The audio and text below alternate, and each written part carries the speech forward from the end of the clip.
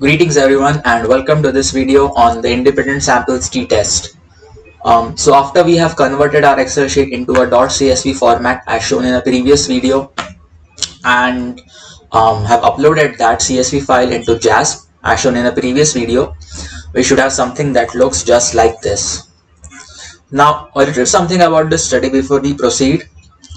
This data set provides reading performance of two groups of students, one control group and one group that was given directed reading activities.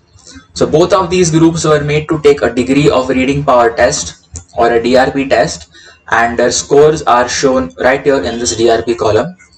This group column indicates the students who were given directed reading activities beforehand and the group control group. As we can see, the independent variable is a qualitative variable and the dependent variable is a quantitative variable.